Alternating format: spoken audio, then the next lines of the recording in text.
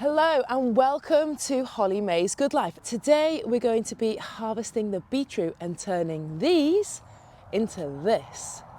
As you know, it's been really snowy, and here, as you can see, some of the leaves are starting to die on the beetroot.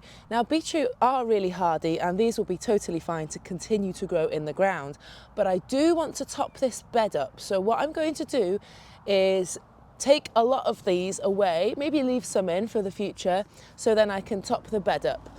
And then I'm going to turn it into the most delicious, creamy, lovely and healthy soup ever.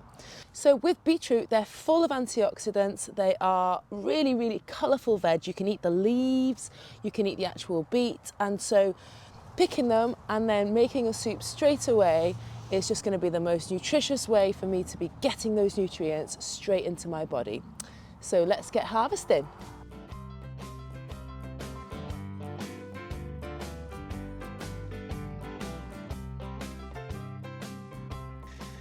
So here is the harvest.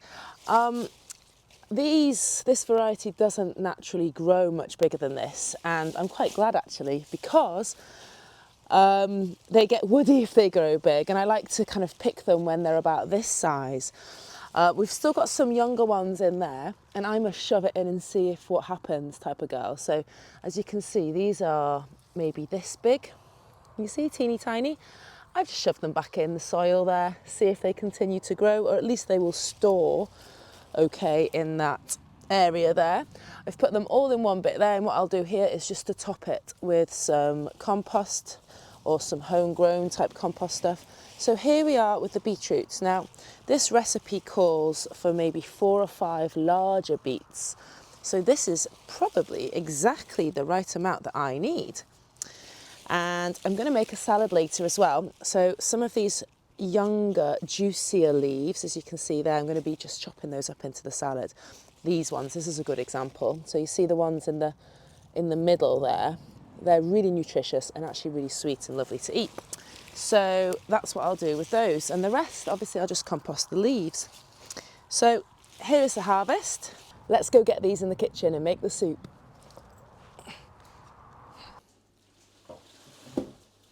So here, all I'm going to do first, a little bit of icy water there, running, is just pick the ones that I want, the little leaves that I want for the salads. There was one, wasn't there? Oh, this is it. So these are what I want for the salads, these little ones here.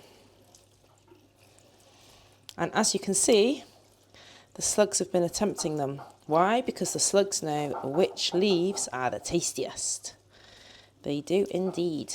So that's a few. Is there any more? It's quite a strong flavour, a beetroot leaf, so I'm not going to put too many in the salad. But for the nutrition, it's definitely worth adding as much as you can. Especially if you add like a good, a good dressing of lemon and olive oil and other tasty things like that. So that's a nice amount there. So it's probably as much as I would put in with sorrel in the salad, just to add that little bit of nutrition and a bit of a woody kind of taste. So that's for the salad. Now on to prepping our beetroot. So all I do here is I just like a slightly warm water. I am decadent. Totally decadent with my warm water. So all I do is I give a quick top and tail just to kind of clean the beetroot. By the way, I grow my beetroots in like 2 or 3 at a time, which is probably another reason why these are like on the smaller side, because it's so easy just to grow them in modules and all together, and so good at safe spacing. And if I had plucked them out, the other ones would have grown bigger, but I just haven't really used my beetroot this year because I've had so much of it. I should be better really at managing the beetroots. So there we go. Okay, let's prep the veg. This is going to be super quick because as I'm a super lazy gardener, I'm a super lazy chef too, and I just like things in my belly, but also tasty. Here we go. Okay, so we're going to start with 1 onion. Always start with an onion with soup. I love onions, and this is the easiest way to cut them as well. An ex-partner of mine was a chef, and so I learned how to cut from him to make sure you have all the bits, and also stops you from getting watery eyes. There we go. Medium heat. Bit of vegetable oil. Onions. Now, I always put garlic in everything. You don't have to put garlic in. This garlic is from the organic shop down the road, Jolene Meadows. It's amazing, and I always try and get there if I can, because the organic produce there is, well, you can't get it anywhere else unless you grow it yourself. It's not like the stuff you get in the supermarket, even when the supermarket stuff's organic. So this is how I also get the cloves. So you cut the bottom bit off, squeeze and pinch these off quite quick. I like to hold my core in when I'm doing it as well.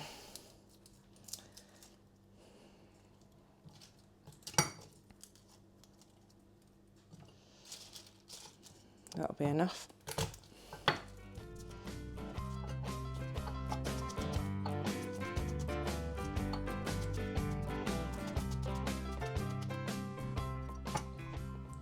Okay, it's the garlic that's made me cry for some reason. But anyway, I was just about to like turn the camera around because I do have my own garlic, by the way. But this year it didn't go that big. So I'm trying again next year. Here's a picture of me 3 years ago.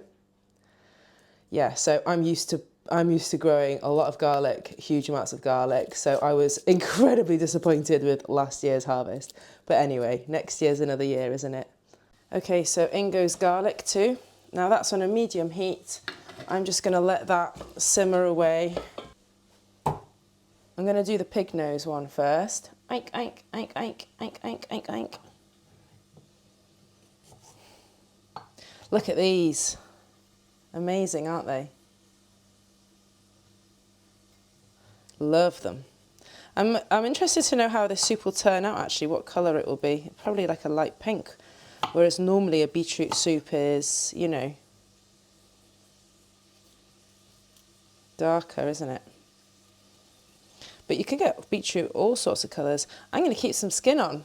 I don't see why not, and I'm sure it's got lots of fibre in it. It's just a soup, isn't it? I'm going to get rid of all those hard bits there, look.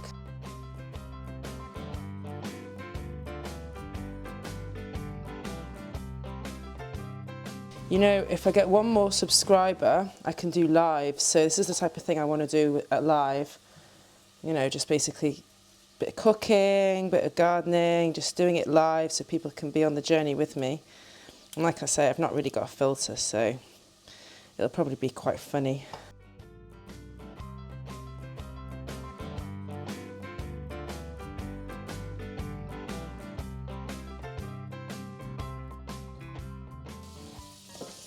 That garlic smells amazing. Now it's like that, I'm just going to turn it down a little bit. There you go. I basically just didn't press record, so here is what I did earlier, Blue Peter style. In they go. Now when I say I have a recipe for this, I really don't. I'm going to go boil some water.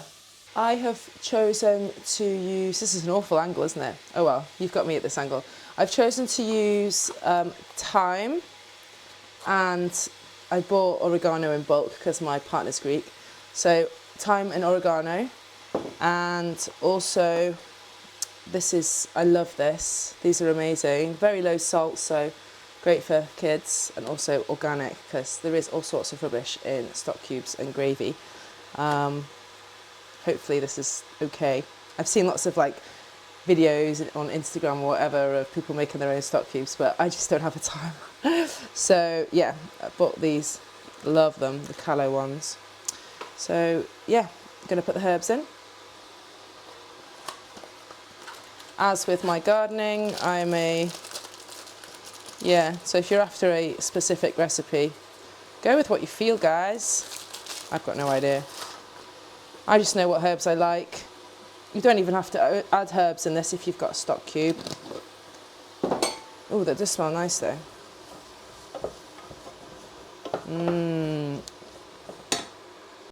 And it's worth noting that if you add herbs, you can add dried herbs to things that you're cooking, but if you've got fresh herbs, just add it at the end. Because they don't need cooking out and you can taste all the freshness. Okay, that's that. Add some water to it. No idea how much, just put a load in. And then the thing that makes everything taste good is the stock cube. So in it goes. There we go. Oh, I forgot my secret ingredient as well. Here it is, my secret ingredient. It is coconut block. So you can buy these in supermarkets or wherever you get your stuff from. I buy coconut block because it's 100% coconut. The stuff in the tins will have some kind of preserving agent in it. And then all you do is you just kind of cut a little bit off it. And so this bit here is going to make it creamy. So I don't want to waste any, so just do it like that. And then that's ready there for another meal. So I'm going to bring that to the boil. There's the coconut block, look.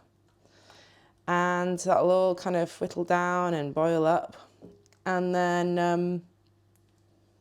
and boil it out for about 20 minutes.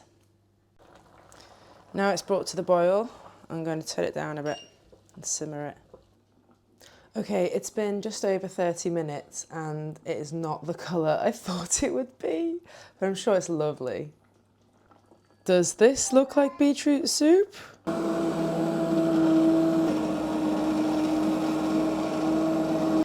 Not the colour I was expecting, but then we did see that the beetroot was practically white inside, wasn't it? Let's do the taste test.